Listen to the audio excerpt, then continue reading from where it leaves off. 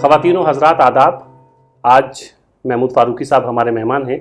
महमूद फ़ारूकी की दूसरी दास्तान पे एक किताब आई है, तो उस बहाने से, किताब पे तो हम बात करेंगे ही, उस बहाने से दास्तान के बारे में कुछ और जानने की कोशिश करेंगे। महमूद साहब, पहले तो आपको बहुत बहुत मुबारकबाद, दास्तान की ये दूसरी किताब आई है। तो वारिस अल्वी का एक मज़मून है, नाउल बिन जीना भी कोई जीना है। तो जब हम ये दास्तान का पूरा सफ़र देखते हैं तो मुझे लगता है कि जो लोग आपसे एसोसिएट हुए हैं या दास्तान को सुन रहे हैं, तो अब एक ऐसा माहौल बन गया है कि ऐसा लगता है कि दास्तान बिन जीना भी कोई जीना है। ऐसा आप महसूस करते हैं? हाँ, नहीं, मैं महसूस नहीं करूँ, लेकिन हाँ ज़रूर, लेकिन अब ये कि एक दास्तान और दास्तान गोई ऐसी ज़रूरी चीज़ बन गई है, एक जुज़्व ला यनफ़क जिसे कहते हैं, बन गई है कि ये तसव्वुर करना मुश्किल है कि दास्तान गोई ना होती तो क्या होता। मतलब किसी न किसी को ज़रूरत है, उसको इन्वेंट करना था। बिल्कुल, तो ये बात एक हद तक सही है कि दास्तान गोई और दास्तानें अब हमारे ज़माने में और हमारे समाज में इस हद तक मुस्तहकम हो चुकी हैं कि उसका तसव्वुर करना मुश्किल है कि ऐसा भी कोई वक्त था कि दास्तान गोई नहीं थी। और ये बात इस तरह से भी अक्सर सामने आती है कि बहुत से लोगों को ये दास्तान गोई से जो वाक़फ़ियत रखते हैं, दास्तान गोई का नाम जिन्होंने सुना या उसमें दिलचस्पी रखते हैं, उन्हें ये एक्चुअली नहीं पता है कि दास्तान गोई अभी रिवाइव हुई है। वो ये समझते हैं बहुत से लोग कि दास्तान गोई जैसे गज़ल गायकी की तरह हमेशा से मौजूद थी और वो चल रही है। अच्छा, तो मुझसे कुछ लोगों ने कई ये भी पूछा है कि तो आप अपने वालिद से आपने ये सीखा है ये फ़न, या आपके वालिद से करते थे इस तरह से? तो वो हाँ बिल्कुल, वो एक तरह से अब आके जैसे हमारे प्रोग्राम्स में शुमाली हिंद में लोग अब गज़ल करवाते हैं, कव्वाली करवाते हैं, उस तरह से दास्तान गोई भी करवाने लगे हैं। तो ये एक बहुत अच्छी बात है इस लिहाज से कि इस बहाने से एक सिन्फ पैदा हुआ है कि स्टेज से क्या चीज़ की जा सकती है, क्या सुनाया जा सकता है, क्या पेश किया जा सकता है स्टेज पे बैठ के, उसमें एक इजाफ़ा हुआ है। तो एक नया बयानिया तैयार हुआ है उसकी वजह से, इन द सेंस कि या तो आप स्टेज पे पहले आप या तो नाटक करते थे या स्टैंड अप कॉमेडी करते थे लोग, या कुछ इम्प्रोवाइज़ करते थे नाटक किस्म की चीज़, लेकिन अब एक नई चीज़ सामने आई है तो वो एक नया नैरेटिव बनता है। नाटक का नैरेटिव अलग है, अफसाने का नैरेटिव अलग है, फ़िल्मों का नैरेटिव अलग है।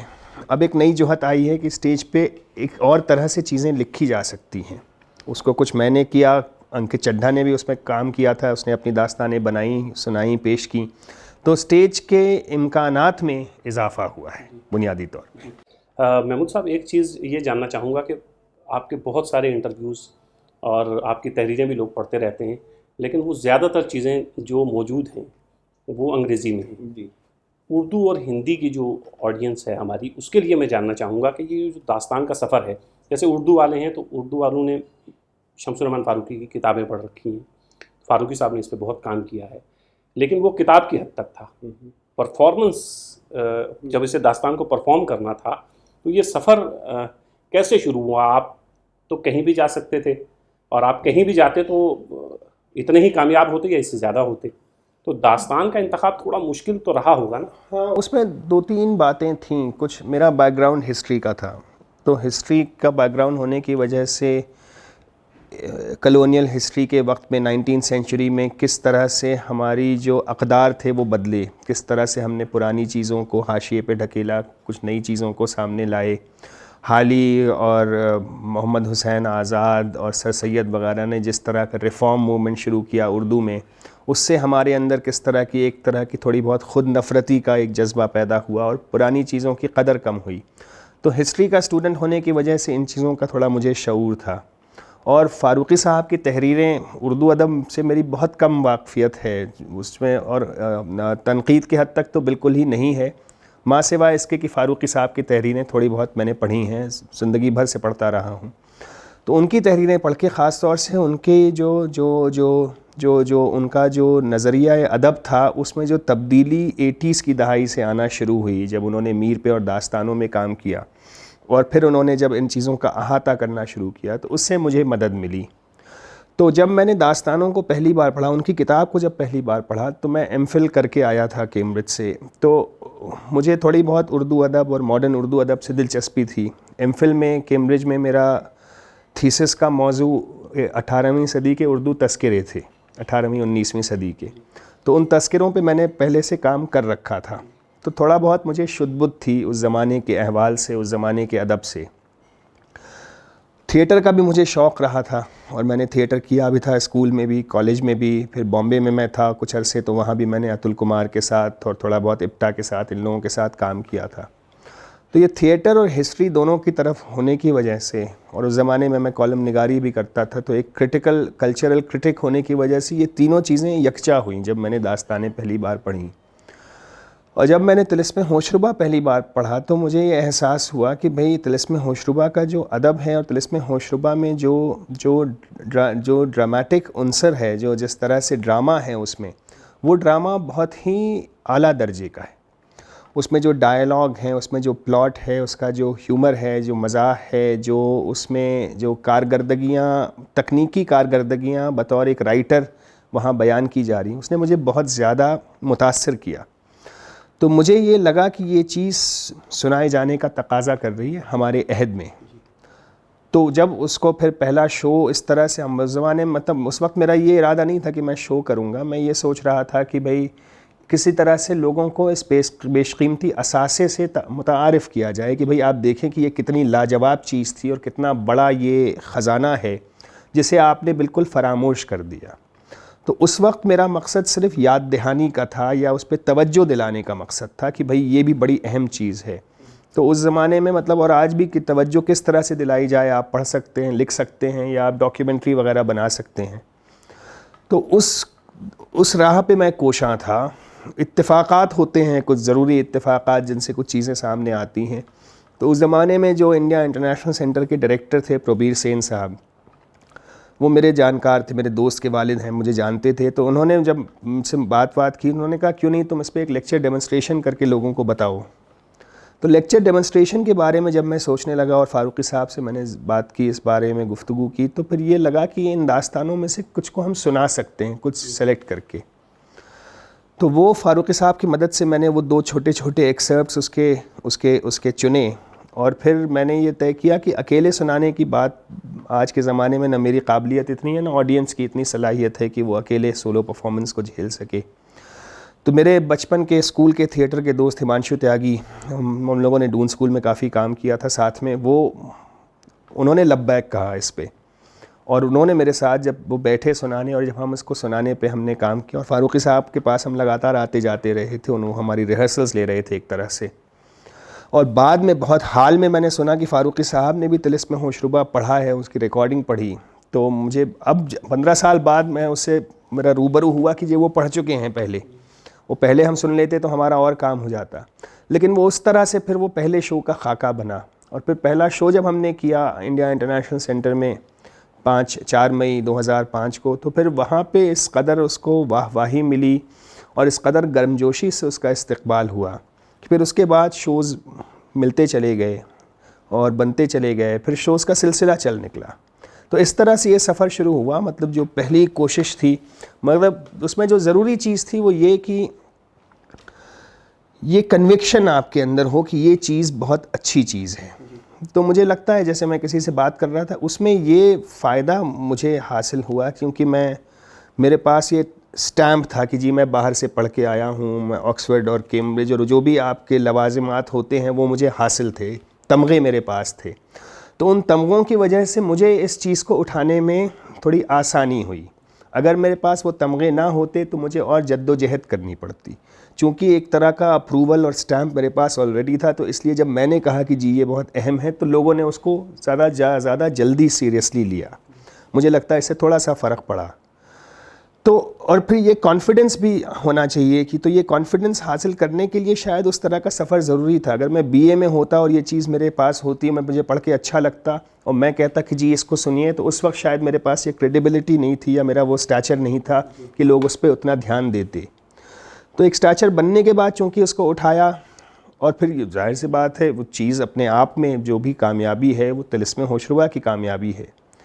तो तिलिस्म होशरुबा और दास्तान अमीर हमज़ा की जो दास्तानें हैं, उनका वाक़या ये है कि उसमें जो ख़जाना है, अभी हमने अपने पैर की उंगलियां भी उसमें नहीं डुबोई हैं।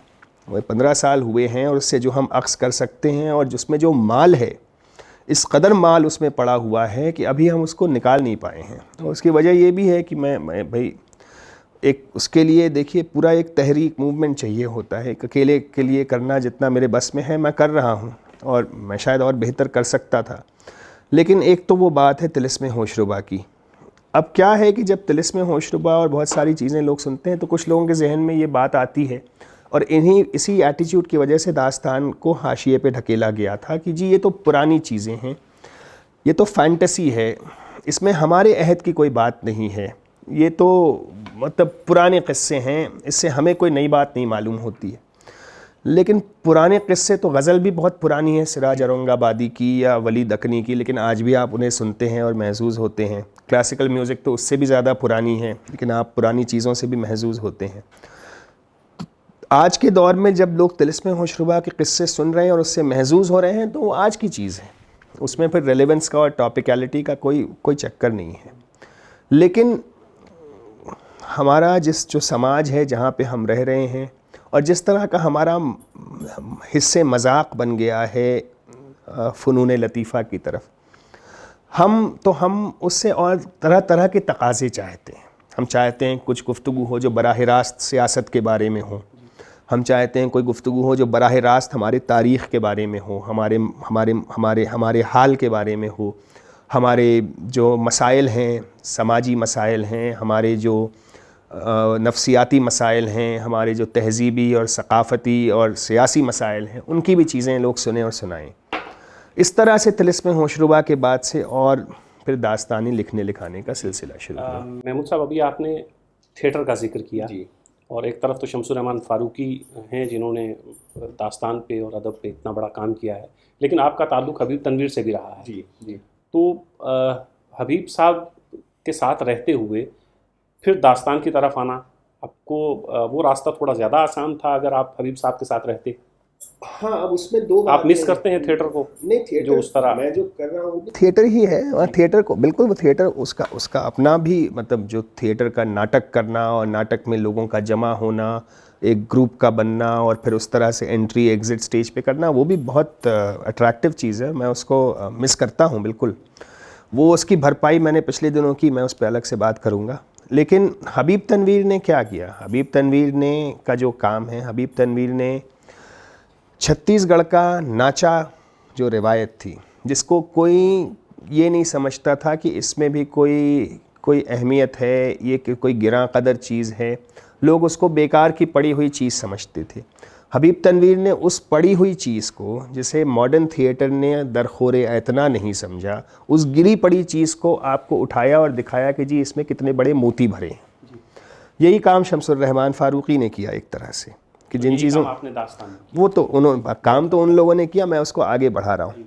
अब क्या है कि ये दोनों चीज़ें जो हैं, उन्होंने जो किया तिलिस्म होशरुबा के साथ और उन्होंने जो किया नाचा के साथ और उसको जो रिवाइव किया, वो दोनों अगेंस्ट द ग्रेन काम थे। इस्टेब्लिशमेंट उनको किसी तरह काबिल नहीं समझता था। उन्होंने एंटी इस्टेब्लिशमेंट जाके दिखाया कि जी ये है। तो वो बड़ा उम्दा शेर है कि हिकमत को एक गुमशुदा माल समझो, हिकमत को एक गुमशुदा लाल समझो, जहाँ पाओ अपना उसे माल समझो। तो वही उन्होंने किया, वही शमसुर रहमान फ़ारूकी ने किया। तो ये हिकमत की चीज़ें इत्तेफाक से मेरी झोली में आईं। तो हबीब साहब ने जब तिलिस्म होशरुबा का शो देखा पहली बार, हमारा दास्तान गोई का 2006 के अवाइल में, 2005 में हिमांशु का था मेरे साथ, देहरादून में हमने उनके सामने पहली बार किया। बहुत अच्छा लगा। उन्होंने देहरादून के उस फेस्टिवल में हमारे शो के पहले आधा पौन घंटा उस पर लेक्चर दिया और बताया कि कितना अहम ये चीज़ है और क्या आप सुनने जा रहे हैं और कितनी अच्छी ये चीज़ है। तो वो बहुत खुश थे हमसे। फिर उन्होंने 2 साल बाद 2007 में देखा शो, जब पार्टीशन की दास्तान में लिख चुका था, और उसको उन्होंने देख के ये कहा मुझसे कि महमूद क्या बात है, तुम इसको कहाँ से कहाँ ले आए हो। तो ये वो बहुत खुश थे इस चीज़ से। हालांकि उस शो को देख के फ़ारूकी साहब ने कहा कि भाई इसमें तुम बहुत ज़्यादा तुम लोग थिएटर और ड्रामा कर रहे हो, इससे ज़्यादा थिएटर किया तुमने तो मैं नहीं देखूंगा। सही साहब ने कहा नहीं, बिल्कुल ठीक कर रहे हो जो कर रहे हो। तो वो अपने अपने अलग देखने की चीज़ें हैं। लेकिन बहरहाल तो बात यहाँ पे थी कि हबीब साहब की जो धारा थी और फ़ारूकी साहब की जो धारा थी, हालांकि देखा जाए तो हबीब साहब लेफ़्ट मूवमेंट के साथ जुड़े थे और हबीब साहब लेफ्टिस्ट थे और फ़ारूकी साहब जदीदियत के अलंबरदार थे। लेकिन दोनों के पास एक जो क्लासिकल रिवायत की जो पासदारी थी और उसका जो अदब और एहतराम था, वहाँ जाके दोनों एक हो जाते हैं। महमूद साहब, अभी भी हम जो दास्तान का जिक्र करते हैं इसमें कोई एक चीज़ मैं इसमें और कहना चाह रहा हूँ, वो रियलिज़म जो हमारे यहाँ डोमिनेट कर रहा है थिएटर में और अदब में और सिनेमा में, हबीब साहब का थिएटर रियलिस्टिक थिएटर नहीं था और दास्तानें भी रियलिस्टिक नहीं हैं। दरअसल रियलिज़म जो है वो बहुत पिछले 100 साल से ही आया है, उसके पहले रियलिज़म का इतना दौरा नहीं था। मतलब आप जैसे पुरानी स्टोरी है कि जब जहांगीर या अकबर के, मैं भूल रहा हूँ, कि सामने वो यूरोपियन पेंटिंग दिखाई गई तो उन्होंने कहा कि ये तो वही है जो आँख देख सकती है, जो आँख देख सकती है उसको बनाने से क्या फ़ायदा। मुसव्विर का तो काम है कि जो आँख देख नहीं सकती उसको इस तरह से पेश किया जाए। तो रियलिज़म की अपनी हुदूद हैं और रियलिज़म के ज़रिए आप समाज की पूरी तरह अक्कासी नहीं कर सकते हैं। बाज़ चीज़ों के लिए आपको तमसील की या इस्तिआरे की या पैकर की ज़रूरत होती है। इसीलिए काफ़का ने द ट्रायल लिखा, जो 20वीं सदी के अवाइल के जो समाज जो रूप ले रहा था उसकी सबसे बेहतरीन अक्कासी उसमें है, जो कहीं से कोई रियलिस्ट नावल नहीं है, या वो है या मेटामॉर्फोसिस है, जो दूसरी चीज़ें काफ़का की हैं। जी महमूद साहब, दास्तान का जहाँ तक जिक्र है इसमें तो कोई शक नहीं कि 15 साल में एक ऐसी सिम्त जिसको हम भूल चुके थे। हद तो ये है कि दास्तान परफॉर्म होते हुए देखना तो दूर की बात है, हमने दास्तान पढ़ना भी छोड़ दिया था, नहीं पढ़ रहे थे। ये बहुत कम वक्त है जो आपने किया, लेकिन इसके साथ साथ कहीं ना कहीं थोड़ी सी कमी ये लगती है कि जैसे हम दिल्ली में शो देखते हैं तो एक ख़ास एलीट क्लास है जो आपके शोज़ में आती है। बहुत अच्छी बात है कि वो बहुत सारे ऐसे लोग होते होंगे उनमें जो उर्दू उस तरह नहीं जानते होंगे, लेकिन वो भी देखते हैं, पसंद करते हैं। लेकिन फिर भी जो आम आवाम तक दास्तान पहुंचनी चाहिए थी, कहीं ना कहीं लगता है कि अभी वो बाकी है। आपको वो काम करना अभी बाकी है। नहीं, बिल्कुल। देखिए, फ़िलहाल जो हमने किया है वो बेसिकली मोस्टली बूर्जुआ ऑडियंसेस के लिए, बूर्जुआ ऑडियंसेस आती हैं और उसमें भी बहुत ये भी बात है कि देखिए उसकी वजह से फ़र्क पड़ा कि जब पहली बार दिल्ली की एलीट ऑडियंसेस ने, जिसको उर्दू ज़्यादा नहीं आती है, उसने दास्तान गोई को लब्बैक कहा और हाँ जी बिल्कुल अच्छी बात है, तो दरअसल उस चीज़ से हमको फ़ायदा हुआ कि भाई वो चीज़, सब दास्तानों के बारे में जितना लिखा गया है वो ज़्यादातर अंग्रेज़ी अखबारों में लिखा गया। इसी से ये बात जो आप कह रहे हैं उसकी इससे तायीद होती है। उर्दू और हिंदी अखबारों में कम लिखा गया, मतलब शायद 10% लिखा गया है, 90% इसका जो है अंग्रेज़ी अखबारों में और अंग्रेज़ी मैगज़ीन्स में, और अंग्रेज़ी दां तबके ने इसको सराहा है और देखा है और आए गए हैं। अब सवाल ये है कि वो उसको वहाँ किस तरह पहुँचाया जाए। देखिए भाई, हम कोई भी, मतलब ये एक तसव्वुर होता था अवामी शायर का कि शायर जो है वो गलियों गलियों में गाता फिर रहा है। आज के दौर में कोई शायर ऐसा भी नहीं बचा है जो गलियों गलियों में गाता फिर रहा है। शायर को कहीं बुलाया जाता है, वो अपना प्रोग्राम वहाँ शायरी पेश करता है। ऐसा तो है नहीं कि राहत इंदौरी बटला उसके चौक पे खड़े होकर जो है सुना रहे हैं हर आने जाने वाले को। तो वो फ़कीरी का परफॉर्मेंस तो कहीं नहीं है। उनको जहाँ बुलाया जाता है वो वहाँ जाके सुनाते हैं। हमें भी जहाँ बुलाया जाता है हम जाके सुनाते हैं। कभी ऐसा नहीं हुआ कि हमें बुलाया गया और हमने मना किया हो। दक्षिणपुरी की बस्ती है एक, वहाँ हमने एक बार शो किया था, एक रोड पे मचान बना के। हमने चौबोली का शो अभी हरियाणा के एक गांव में, जिंद में, एक डीएम ने ऑर्गेनाइज़ किया था। वहाँ बहुत ढेर सारी औरतें आईं, उनके लिए चौबोली का शो ऑर्गेनाइज़ हुआ। बनारस में, इलाहाबाद में प्रयाग मेले में एक बार दास्तान गोई का शो हुआ। तो अब सवाल ये है कि देखिए, हम हॉल्स में करते हैं, थिएटर हॉल में जो ऑडियंस आती है वो उर्दू नहीं जानती।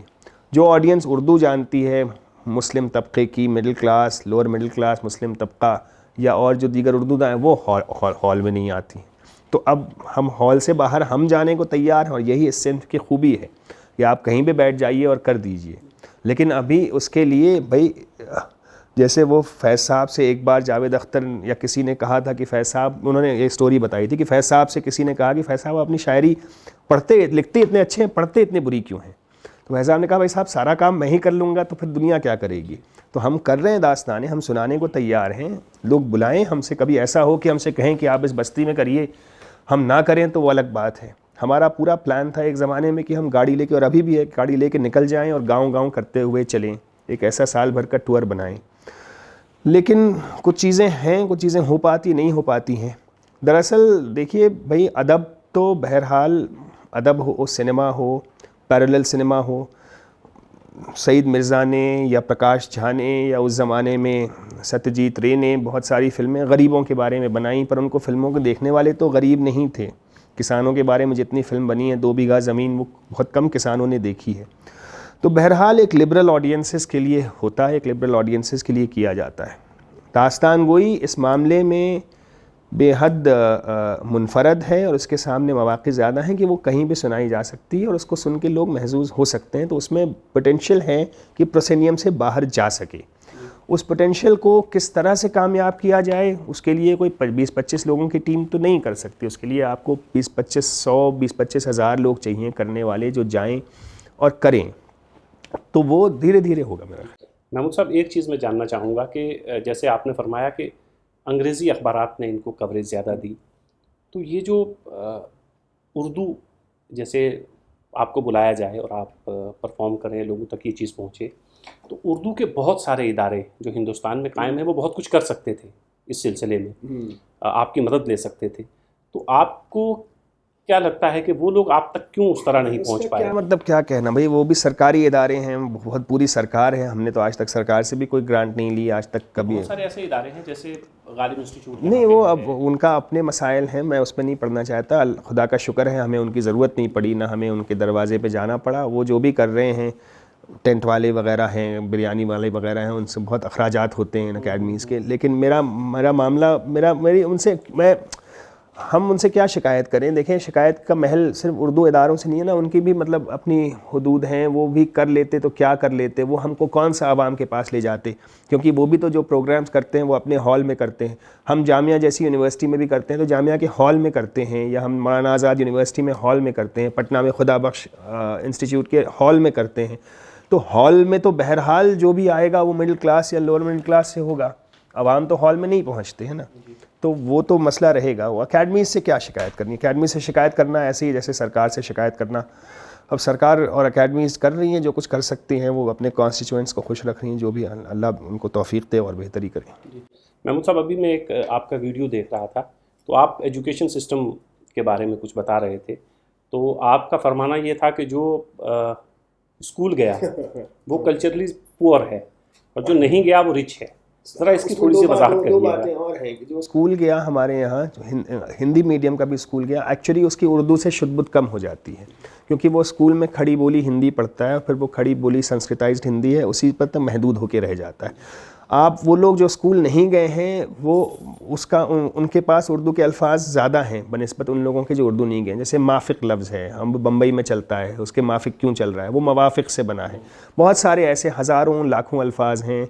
तो क्या होता है कि स्कूल जाने के बाद से आपका जो एक सिस्टमैटिक आपको जो एजुकेशन दी जाती है वो इतनी स्टैंडर्डाइज्ड है और इतनी महदूद है, और ख़ास तौर से हमारे यहाँ जो सिस्टम है रट्टा मारने का सिस्टम, उसकी वजह से आपका नॉलेज गेन बहुत कम होता है। तो मुझे लगता है लोग स्कूल जाते हैं, मैंने भी साइंस पढ़ी स्कूल में, आपने भी शायद 10वीं तक पढ़ी होगी। उस साइंस को पढ़ने से हमारा आज तक कोई फ़ायदा हुआ नहीं है, बल्कि हमने जो अपनी हिंदी की टेक्स्ट बुक में या उर्दू की टेक्स्ट बुक में कोई स्टोरी पढ़ ली, कोई कविता पढ़ ली, कोई ऐसी चीज़ पढ़ ली जिसको हम आज भी दोहराते हैं और याद करते हैं, उससे हमारा ज़्यादा फ़ायदा होता है।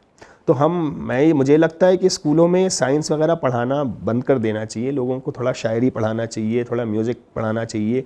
किसी को अगर म्यूज़िक में दिलचस्पी हो तो उसकी ज़िंदगी कितनी बेहतर हो जाती है, कितनी एनरिच्ड हो जाती है। जो दास्तान करता है या दास्तानों से ताल्लुक़ रखता है या पुरानी क़िस्से कहानियाँ सुनता है, फोक स्टोरीज सुनता है, उसकी स्टोरी ज़्यादा एनरिच्ड हो जाती है।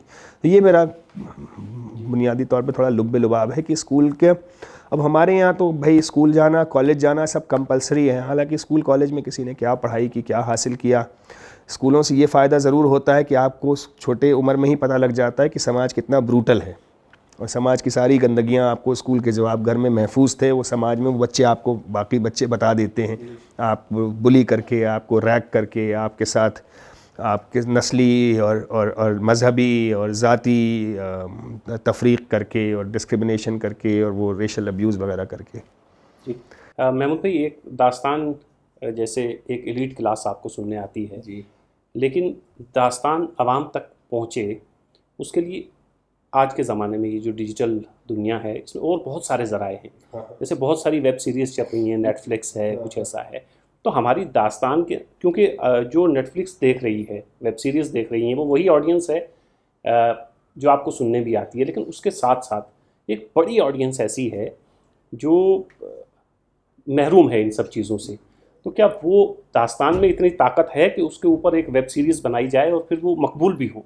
नहीं, वेब सीरीज़ तो दास्तान में जो नैरेटिव है, जो तिलिस्म होशरुबा में नैरेटिव है, वो वेब सीरीज़ का मतलब वो गॉड ऑफ थ्रोन्स का और गेम ऑफ थ्रोन्स का वो बाप है। उसके बाद कोई किसी में इस्तिताअत हो बनाने को बैठे तो जो इन्वेंटिवनेस है तिलिस्म होशरुबा की, और जो मैजिक और जो सोर्सरी और जो बयान है, उसका तो कोई हिसाब ही नहीं है। वो तो मतलब कोई बैठे को लगे तो उसको पता चले कि जी क्या क्या इसमें हो सकता है। दास्तानों को फैलाने के लिए स्टेज के अलावा पॉडकास्ट का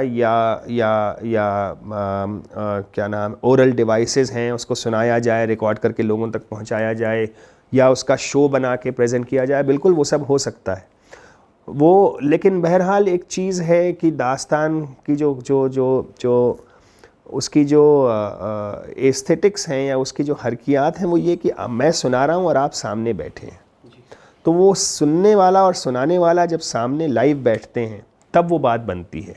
म्यूज़िक में तो देखें, आपने रिकॉर्ड करके सुना दिया तो ठीक है, वो बात आपको आ गई। लेकिन दास्तान म्यूज़िक से ज़्यादा एम्बॉडीड परफॉर्मेंस है, यानी कोई जिस्म बैठा है, उसके हरकत और सकनात हैं, उसके चेहरे के तासुरात हैं, उनसे आप चीज़ों को ग्रहण करते हैं। तो कम्युनिकेशन का जो मामला है वो सिर्फ सेमांटिक तक महदूद नहीं है, यानी कि लफ्ज़ का मतलब अगर आपको पता है तो आप समझ जाएंगे कि क्या हो रहा है। बहुत दफ़ा ऐसा हुआ है कि हम बहुत मुश्किल उर्दू सुनाते हैं और लोगों को नहीं समझ में आता है कि उस लफ्ज़ का क्या मतलब है, लेकिन भाव उनको समझ में आता है, क्योंकि उन्होंने आवाज़ का उतार चढ़ाव पकड़ा, चेहरे का तासुर पकड़ा, हमारी हरकत और सकनात को पकड़ा, उससे उनको लीड मिलती है। तो दास्तान सुनने और देखने दोनों की चीज़ है। अब आप उसको अगर रिकॉर्ड करके प्रेजेंट करते हैं, अगर बहुत अच्छी रिकॉर्डिंग हो तो शायद, जाहिर सी बात है, लोग यूट्यूब पे देख रहे हैं चीज़ें और उससे महजूज़ हो रहे हैं और पसंद कर रहे हैं, तो ऐसा हो सकता है, बिल्कुल ये भी हो सकता है, बिल्कुल उसमें मतलब कोई अच्छा करने वाला हो तो क्या नहीं हो सकता है। महमूद साहब, अब आपकी किताब की तरफ आते हैं। ये आपकी दास्तान गोई की दूसरी किताब है। तो इससे पहले एक किताब हम लोग पढ़ चुके हैं, वो किताब हिंदी में शाया हुई और उर्दू में भी। एक सवाल तो ये है कि ये दास्तान गोई की दूसरी किताब अभी हिंदी में हमारे हाथ में है, उर्दू में अनकरीब आने वाली है। उर्दू में कब तक आएगी? और अभी इस किताब का अब वाक़या ये है, देखिए हम जिस समाज में रह रहे हैं उसमें हिंदी में उर्दू कहीं ज़्यादा बिकती है और पढ़ी जाती है बनिस्बत उर्दू में उर्दू के। अब ये अलमिया है, लेकिन ये वाक़या है कि फैज़ साहब जितना हिंदी में ख़रीद के पढ़े जाते हैं उर्दू में नहीं पढ़े जाते हैं। ये बात शायद मीर और गालिब पे भी लागू होती है। हमारे अहद में जितनी चीज़ें मीर और गालिब पे लोग, या जितना भी उर्दू अदब है, मैंने उस दिन देखा दैनिक जागरण का टॉप 10 पोइट्री हिंदी की जो है, उसमें से 8 उर्दू के शायर थे। तो ये बात जो है आप राहत इंदौरी से जाके कहिए और वसीम बरेलवी से जाके कहिए और इन लोगों से भी पूछिए कि उनकी किताबें हिंदी में ज़्यादा क्यों बिक रही हैं। तो फैक्ट ये है कि इसके भी पढ़ने वाले और जानने वाले हिंदी में ज़्यादा हैं। किताब उर्दू में आ रही है ज़रूर, लेकिन जो समाज की सिचुएशन है वो ये है जी। तो महमूद साहब, ये जो किताब पाकिस्तान में नहीं है सिचुएशन, जी जाहिर है, वहाँ उर्दू पढ़ने वाले लोग ज़्यादा हैं। तो ये जो आपकी किताब है, अभी 2 दिन पहले हमारे ही एक प्रोग्राम में इसका इजरा भी हुआ शमीम साहब के हाथों, और शमीम साहब का एक जुमला जो बहुत लोग पसंद कर रहे हैं और वो यूट्यूब सोशल मीडिया पे बहुत, वो वीडियो एक छोटा सा है कि ज़िंदा मौजज़ों में जो मैंने मौजज़े देखे हैं उनमें महमूद फारूकी एक मौजज़ा है। वो तो ज़र्रा नवाजी है उनकी, इसमें क्या नहीं, बहुत शमीम साहब बहुत करम फरमा रहे हैं, उनकी मोहब्बत है। जुमला मैं ऐसा तो बात बहुत मुबालगा आमेज़ है, लेकिन मैं उनको कॉन्ट्रडिक्ट करने की जसारत नहीं कर सकता, लेकिन ऐसा मैं अपने अंदर इस तरह की कोई ऐसी बात नहीं पाता हूँ। ये जो आपकी किताब है, आपकी पहली किताब से किस तरह मुख्तलिफ है? इसमें क्या क्या है? जो पहली किताब थी वो ज़्यादातर तिलिस्म होशरुबा की दास्तानें थी, क्योंकि तिलिस्म होशरुबा देखिए जो छपी थी वो 100 बरस पहले छपी थी। तो वो इस तरह की है कि उसको पढ़ना बड़ा मुश्किल काम है। उसको 1980s में फिर खुदा बख्श लाइब्रेरी ने छापा, लेकिन उन्होंने ज्यों का त्यों उसका अक्स लेके छापा है, तो किताबत उसकी दोबारा हुई नहीं है। तो पहली किताब में जो दास्तानें हम स्टेज से सुनाते थे उनको हमने आसान उर्दू में फ़ॉन्ट में जाके पढ़ा जा सके, उर्दू और हिंदी में छापा था। उसमें मेरी लिखी हुई एक दास्तान थी, दास्तान तक़सीम हिंद, जो मैंने तदवीन की थी, बनाई थी। इस किताब में और वो तमाम दास्तानें हैं जो पिछले 4-7-8 साल से मैं और मेरी टीम सुना रहे हैं। जैसे दास्तान चौबोली है, जिसके मेरा ख्याल है 200 से ऊपर स्टेज के शोज़ हो चुके हैं। दास्तान सेडेशन है, जो बहुत सुनी गई है, देखी गई है। मंटोयत है, दास्तान मंटोयत, जिसको भी बहुत सराहा गया है। दास्तान कर्ण अज़ महाभारत, जो मैंने हाल में की है। एलिस की दास्तान है, जो बच्चों के लिए की है। दास्तान राजा विक्रम की है। बहुत सारी दास्तानें जो मैंने लिखी हैं, तदवीन की हैं, कंपाइल की हैं। फिर इसमें मैंने एक लंबा मजमून दिया है कि दास्तानें मैं कैसे बनाता हूँ। तो दास्तानें मैं जब करता हूँ, लिखता नहीं हूँ, बनाई जाती हैं एक तरह से। जैसे एक तरह से आपके राग बनाया जाता है। तो बनाने का अमल क्या होता है कि वो तदवीन का अमल है, कंपाइलेशन का अमल है। उसमें हर हर्फ मेरा नहीं होता है, हर लफ्ज़, हर सतर मेरी नहीं होती है। मैं लेकिन चीज़ों को यकजा करता हूँ, उस तरह से जमा करने का जो चीज़ है, तब जाके वो दास्तान की बुनत बनती है। दास्तान की बुनत बनाने में ज़ाहिर सी बात है शायरी का बहुत अहम रोल है। किस तरह का नैरेटिव है, उसमें किस तरह का उठान है। अफसाने को स्टेज से नहीं सुनाया जा सकता। जब मैं मंटोयत पे काम कर रहा था तो मैंने बहुत इस पर घूम फिर के मैं आया, लेकिन स्टेज से, क्योंकि वो चीज़ पढ़ने के लिए बनाई गई, ये चीज़ सुनाने के लिए है, तो जाहिर सी बात है उसमें फ़र्क है, सौतियात में फ़र्क है, उसकी लफ्ज़ियात में फ़र्क है, उसके अंदाज़े बयान में फ़र्क है। जो चीज़ सुनाने के लिए बयान की जाती है उसमें तकरार होता है, एक ही बात को बार बार कहा जाता है। कई तरह की चीज़ें होती हैं उसमें, एक तरह की एक औरल क्वालिटी होती है जो आपके कानों को भाए, तो जुमलों की साख्त अलग हो जाती है। और कोई ज़रूरी नहीं है कि आप उसमें बिगिनिंग, मिडिल और एंड बदल जाता है। मैं आपसे गुफ्तगू कर रहा हूँ, यहाँ तक मैंने गुफ्तगू की, मैंने छोड़ दी गुफ्तगू, मेरे पास कोई कंपल्शन नहीं है कि मैं ऐसे की तरह ए से लेके जेड तक आपको समझाऊँ। तो इस किताब में वो तमाम जदीद मॉडर्न दास्तानें हैं जो हमने तदवीन की हैं, जो हमारी टीम बहुत सुना रही है, बहुत पसंद की गई हैं दास्तानें।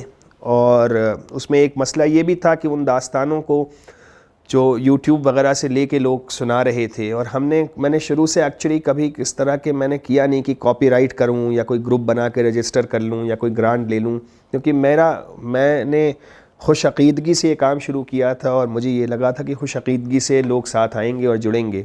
लेकिन फिर बीच में क्या हुआ, लोगों ने उठा के दास्तानें YouTube वगैरह से लेके करनी शुरू कर दी। तो फिर हमने वकीलों से बात की, तो उन्होंने कहा कि भाई सबसे अच्छा तरीका ये है कि आप किताब निकालें इसकी, तो वो कॉपीराइट आपका अपने आप हो जाता है। तो एक ये भी वजह थी किताब को निकालने की। लेकिन सबसे बड़ी वजह ये थी कि वो काम एक यकजा हो, ताकि लोग पढ़ें और देखें कि जी ये हैं चीज़ें जिन्हें पिछले 10-15 साल से सुनाया जा रहा है। तो वो लोग जिन्होंने देखा है वो पढ़ें भी, और जिन्होंने नहीं देखा है वो भी पढ़ें और पढ़ के देखें कि सुनाई जाने वाली चीज़ जब कागज़ पे आती है तो वो कैसे महसूस होती है। अच्छा महमूद साहब, दास्तान कर्ण के बारे में, वो भी अपने आप में एक मौजज़ा है कि आप 2.5 घंटे दास्तान सुना रहे हैं जी, और लोग सुन रहे हैं, और वो सिर्फ उर्दू नहीं बल्कि उर्दू, हिंदी, संस्कृत, अरबी, फ़ारसी, जाने क्या क्या है उसमें, एक पूरी दुनिया है जी। तो उस प्रोसेस के बारे में ज़रा बताइएगा उसको, क्योंकि वो दास्तान पहले मैं दो बातें मैं कहना चाहता हूँ। देखिए, दास्तान गोई का जब एआई 9 हुआ, जब मैंने शुरू किया, तो वो अपने आप में एक पॉलिटिकल एक्ट था। यानी ये नहीं था सिंपली कि आपने कोई पुरानी चीज़ उठा के दिखा दी, कि जिस चीज़ को लोगों ने कंडेम करके रिजेक्ट कर दिया, जब आपने कहा नहीं ये अच्छी चीज़ है, तो वो अपने आप में एक पॉलिटिकल एक्ट हो गया, क्योंकि जो पावर इस्टेब्लिशमेंट है वो उसको नकार रहा है। आपने कहा नहीं जी ये अच्छी चीज़ है। तो उर्दू इस्टेब्लिशमेंट के लोग जिन्होंने दास्तान गोई को किनारे पे डाल दिया था, उनके ख़िलाफ़ एक रेजिस्टेंस का एक्ट हुआ। थिएटर, जो मॉडर्न थिएटर है, जिसने दास्तानों को बिल्कुल किनारे पे डाल दिया और पारसी थिएटर को बिल्कुल रिजेक्ट कर दिया, उससे हमने ये कहा कि नहीं जी ये स्टेज से सुनाए जाने की बड़ी उम्दा चीज़ है। तो वो एक पॉलिटिकल एक्ट था। फिर बहुत मुश्किल उर्दू को स्टेज से सुनाना और उससे कहना कि हम किसी एक लफ्ज़ का आपको मीनिंग नहीं बताएंगे। आजकल कोई गज़ल सिंगर, बल्कि आज तो मुशायरों में भी शायर भी जो है अपना समझाते हैं, और ट्विटर पे लोग शायरी डालते हैं तो उसका हिंदी अंग्रेज़ी में मतलब बताते हैं। मैंने शुरू से ही मैंने कहा बिल्कुल मैं कोई मतलब नहीं बताऊंगा, ये मुश्किल उर्दू है, अगर आप नहीं समझते हैं तो आपकी गलती है। तो एहसास कमतरी में ऑडियंस को मुब्तला करना, ये एक पॉलिटिकल एक्ट था।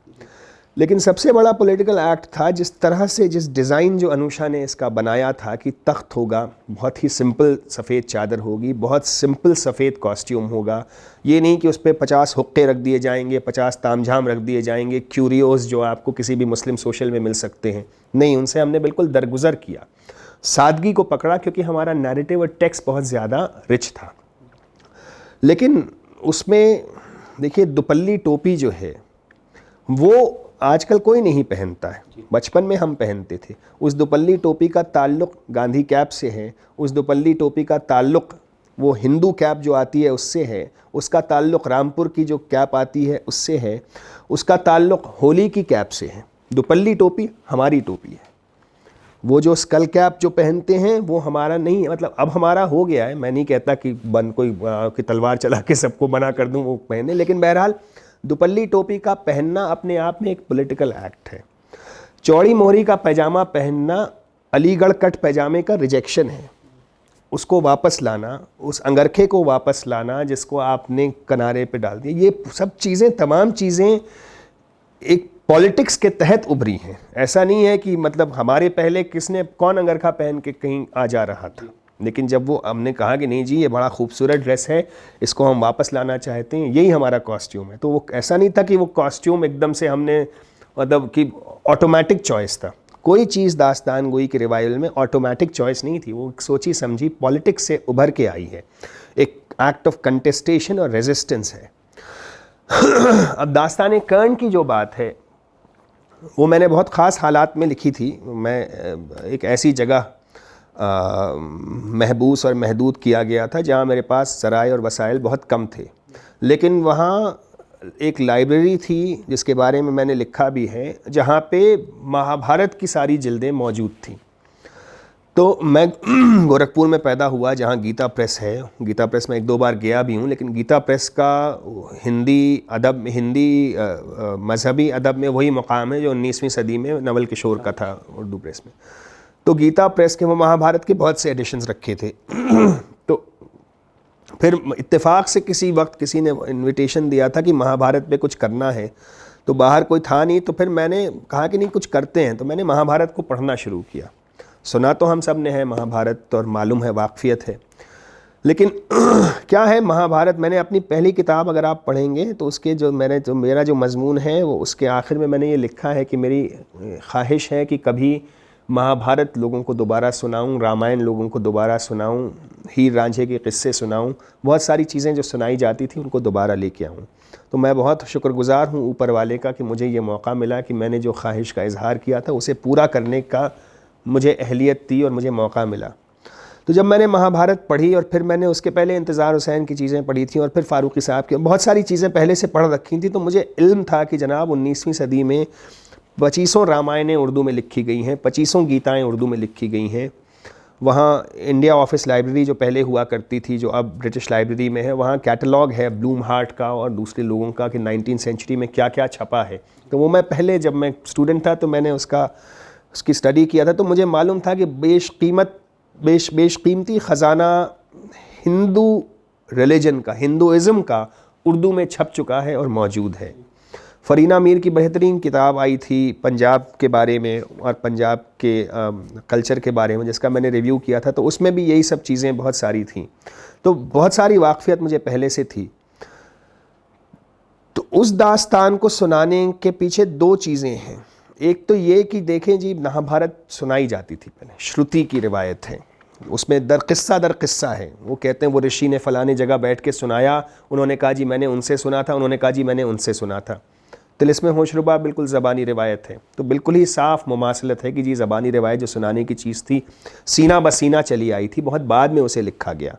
तो जो चीज़ सुनाए जाने की चीज़ थी उसको अब सुनाना जाना मफकूद हो गया, बंद हो गया, कोई सुनाता नहीं है, तो उसको वापस सुनाया जाए पहले। तो फिर उसमें बहुत सारी चीज़ें जो उर्दू में लिखी गई थी उनको डाला जाए।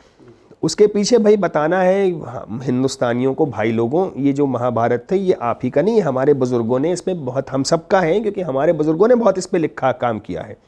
बादशाह अकबर के ज़माने में इस पर काम हुआ है, आसिफुद्दौला के ज़माने में लोगों ने लिखा है, इस पर उर्दू में लिखा है, फ़ारसी में लिखा है। तो महाभारत को या रामायण को ये कह देना सिर्फ कि ये संस्कृत की या हिंदी की चीज़ है, ये तारीख़ के रूह से गलत बात है। ये उर्दू की भी चीज़ है, फ़ारसी की भी चीज़ है। तो ये बात लोगों को बताना कि जी ये आपका ही नहीं, हमारा भी उतना ही है। और ये बात उर्दू वालों को बताना और मुसलमानों को भी बताना कि भाई ये तो आप ही के जद्दे अमजद और आप ही के बाबा लिख के गए हैं, ये कोई मैं कहीं बाहर से तो चीज़ ला नहीं रहा हूँ कि मैंने उर्दू में लिख दी है। ये तो चीज़ें उर्दू में पहले से मौजूद हैं। तो जो चीज़ आप ही की विरासत है, मैं उसी को आपके सामने पेश कर रहा हूँ। तो इसमें ये डबल पॉलिटिक्स है। अब देखिए, पाकिस्तान में शानुल हक हक्की ने गीता का तर्जुमा किया है बैठ के, वहाँ पे खलीफा अब्दुल हकीम ने गीता का तर्जुमा किया है। हाल में उसके बाद मुझे जब मैं तैयार कर रहा था, कामरान अकरम एक साहब थे जो गुजर गए, उन्होंने पूरी महाभारत उर्दू में लिखी है जो छपने वाली है। तो बर्रे सग़ीर के मुख्तलिफ़ हिस्सों में इन चीज़ों पे काम हुआ है।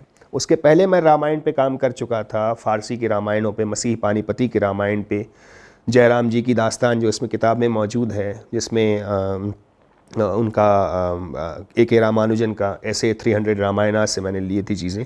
तो ये चीज़ें मैं पहले से इन चीज़ों की तरफ एक तरह से बढ़ रहा था, तो वो चीज़ें इसमें इकट्ठा हुई और वो दास्तान बन गई, अच्छी बन गई है, लोग पसंद कर रहे हैं उसे। और देखिए, महाभारत तो एक समंदर है, उसमें से तो आप कोई ऐसा है नहीं कि जो तो कहा है, मशहूर कहावत है कि जिसने एक जन्म में पूरी महाभारत पढ़ ली उसको मोक्ष प्राप्त हो गया। तो पूरी महाभारत ना कोई पढ़ सकता है ना सुना सकता है। मैं और इसके अलावा ये ओरल रिवायत का हिस्सा है, तो इसके इतने हिस्से हैं, इतने इसकी रिवायतें हैं कि आप उनको जमा कर ही नहीं सकते। उसमें एक किस्सा आता है भीष्म का कि भीष्म का ये 108वां जन्म है, 106 जन्म है। ये मैंने महाभारत में नहीं पढ़ा, ये मेरे साथ एक आचार्य जी थे, उन्होंने मुझे बताया ज़बानी तौर पे ये रिवायत। तो मैंने कहा ये तो बड़ी उम्दा रिवायत है, इसको मैं फ़ौरन ले आता हूँ। तो उसमें रहीम का एक दोहा आता है जो एक्चुअली रहीम ने बिल्कुल नहीं लिखा है, मैंने रहीम के नाम से बना के लिख दिया है, जैसे पुराने ज़माने में लोग कबीर के नाम से बना के चला देते थे। तो वो भाई जब और लोगों ने रहीम के नाम से बनाया है तो मुझे भी हक़ है कि मैं भी रहीम के नाम से बना के पेश करूं। मैं अपने नाम से चलाऊंगा तो लोगों को पसंद नहीं आएगा इतना, लेकिन रहीम का नाम जैसे ही आता है लोग फ़ौरन श्रद्धा भाव से सुनने लगते हैं, तो मैंने कहा उसका इस्तेमाल करता हूँ। तो वही बात है, बहुत से गालिब के शेर हैं जो गालिब ने नहीं लिखे, लेकिन गालिब के नाम से उनकी शोहरत है। तो इस तरह की चीज़ें उसमें फिर शामिल होती गई। फिर रश्मि रथी मैंने बचपन में पढ़ी थी स्कूल में, मैंने बहुत मुतासर था, तो पहले से वाक़फ़ियत थी उससे, वो आ गई। मृत्युंजय का नाम मैंने सुना हुआ था, तो कुछ चीज़ें बनती चली गई, तो बहुत अच्छा लगता है, बहुत खुशी होती है करके, बहुत बहुत बहुत उसको अपनी पूरी एनर्जी और पूरी जान लगा के करता हूँ। और मुझे उस पर बहुत अच्छा कॉम्प्लीमेंट अभी भोपाल में शो हुआ था, तो एक लड़के ने दिया कि मैंने जो दास्तान कर्ण की सुनाई उसके बेशतर स्रोतों से, उसने कहा हिंदी में, स्रोतों से मैं वाकिफ़ था, वो कहानी ज़्यादातर मेरी जानी हुई है, लेकिन उर्दू फ़ारसी में आपसे सुन के मुझे जिस आध्यात्मक जो उसका जो बोध हुआ, जिसका एहसास हुआ, वो पहले कभी नहीं हुआ था। तो एक तरह से ये पूरी जो एक्टिविटी है, देखें, कलोनियलिज़म के बाद से हम लोग कॉलोनाइज्ड हैं, हम महकूम हैं, न सिर्फ हम महकूम हैं, तहज़ीबी तौर पे महकूम हैं, हम हमारे ख़यालात महकूम हैं, हमारे अंदर एक कस्म पुरसी का और एक लो सेल्फ़ एस्टीम की चीज़ घर कर गई है, हम अपने आप को किसी काबिल नहीं समझते हैं। तो ये सारी एक्टिविटी एक तरह का रेस्टोरेशन ऑफ द सेल्फ़ है, और ये काम मेरा नहीं है, फ़ारूकी साहब का काम है, और बहुत से लोग सैकड़ों साल से, 100 साल से ये काम कर रहे हैं रेजिस्टेंस का। महात्मा गांधी भी तो यही कर रहे थे एक तरह से, कि आपको रेस्टोर करें आपका सेल्फ़, जो कलोनियलिज़म के ब्रूटल और वायलेंट इनकाउंटर ने आपसे छीन लिया, वो आपके अंदर जो कहना चाहिए सेल्फ़ रिस्पेक्ट जो थी वो आपसे छीन ली गई। तो सेल्फ़ रिस्पेक्ट को रेस्टोर करने का काम है ये सब, कि जी नहीं, आप ऐसा नहीं है, आपके अंदर भी कुछ है या था। जी महमूद साहब, बस अब आखिर में, क्योंकि आपकी इतनी जहात हैं कि उस पर कई घंटों बात हो सकती है बहुत सारी चीज़ों पे, लेकिन दास्तान पे बहुत बात होती है, आपकी किताबों पे भी बातें होती हैं, लेकिन बहुत ज़्यादा नहीं होती। तो 1857 पे आपने एक किताब कंपाइल की है, इंतज़ार साहब पे आपकी किताब है, दास्तान गोई पे 2 किताबें हैं। तो लेकिन बहुत से ऐसे लोग हैं जो आपको सुनते भी हैं लेकिन आपको पढ़ना भी चाहते हैं। जी। तो ये किताबें जो हमारे सामने हैं, तो अब हम इस इंतज़ार में भी हैं कि इसके बाद क्या है। तो कुछ ऐसा है कि कुछ किताबें और हमें हाँ बिल्कुल, इंशाल्लाह मैं जो तजुर्बात हुए जो मेरा प्रिज़न का है उस पर मैं यकीनन किताब लिखूँगा, और मैं इंशाल्लाह जो है वो मैं उस पर अंग्रेज़ी में, उर्दू, हिंदी तीनों में किताब लिखूँगा, तीनों ज़बानों में, क्योंकि ऐसी चीज़ें हैं और ऐसे वाक़यात, ऐसे तजुर्बात हैं जिनसे मैं अपने आप को खुशकिस्मत समझता हूँ कि मुझे बराह रास्त इतनी सफ़रिंग देखने का मौका मिला, बराह रास्त इतना मैं ताल्लुक़ में आया उन लोगों से जो इस कदर बेबस हैं, जो इस कदर महरूम हैं, जो इस कदर तबे हुए, कुचले हुए, इस कदर दुख में जी रहे हैं। वो हर वो आदमी जो जेल में है वो अकेला नहीं, उसके पीछे 10-15 उसके फैमिली वाले हैं। तो इस कदर दुख में और इस कदर कुचले दबे हुए लोगों के बीच जहाँ पहुँच के आपको आपके साथ जो भी हो रहा है वो कुछ भी नहीं है बनिस्बत उसके जो लोगों के साथ गुज़र चुका है या गुज़र रहा है। जो लोग 15-15 साल से क़ैद हैं, जिनकी माएँ मर गईं, जिनकी बीवियाँ बाप मर गए, जिनके बच्चों का कोई ठिकाना नहीं, जिनकी बीवियों का कोई ठिकाना नहीं, जो बीमारियों में गिरफ़्तार हैं, जिनको मालूम नहीं कि वो निकल के जाएंगे तो क्या करेंगे। तो ये एक तरह की खुशकिस्मती है कि वो कुरान की एक आयत भी है, ला नुकल्लिफ़ु नफ्सन इल्ला वुसअहा, हम किसी को उतनी तकलीफ़ नहीं देते जितना वो बर्दाश्त ना कर सके। लेकिन वहाँ जाके आपको समझ में नहीं आता कि क्या वाकई वो आयत सही है, क्योंकि लोग जिस कदर तकलीफ़ में, जिस कदर रंज में, जिस कदर अज़ियत में जी रहे हैं। तो मैं उससे दो चार हुआ बराह रास्त, ये मैं अपनी बहुत खुशकिस्मती समझता हूँ। मैं समझता हूँ कि ये मेरी ज़िंदगी का बेशक सबसे बेशबहा और सबसे कीमती तजुर्बा है और मैं उसको सहेज के रखे हुए हूँ और मैं चाहता हूँ कि उसको निकालूँ। वो जो तजुर्बात हैं और वो जो ज़िंदगियाँ हैं, वो जुर्म और एहसास जुर्म और मैं गिल्टी था या नहीं था इससे परे है। जैसे मैं वहाँ पहुँच के मैं अपनी इनोसेंस का या अपनी बेगुनाही का दावा कोई मायने नहीं रखता है। आप बेगुनाह हैं, चलें आपके साथ बहुत बुरा हो गया, लेकिन आपके इर्द गिर्द जितने लोग हैं उनके साथ तो और भी बहुत ज़्यादा बुरा हो रहा है, क्योंकि उनके कोई घर वाले नहीं हैं जो आएँ पैरवी करें, कोई घर वाले नहीं हैं जो आएँ बरसों में मुलाकात करें, कोई ऐसा नहीं है जो 300 रुपया उनके अकाउंट में डाले, कोई ऐसा नहीं है जो एक ख़त उनका बाहर पहुँचाए, कोई बाहर ऐसा नहीं है जो उनको ख़त लिखे। बहुत से लोग ऐसे हैं जिनके पास कुछ है नहीं बाहर जाने को। लोग ऐसे हैं जो वहाँ से निकल के जाने के बाद कुछ करके वापस आ जाना चाहते हैं कि यही बेहतर है बनिस्बत बाहर की ज़िंदगी के।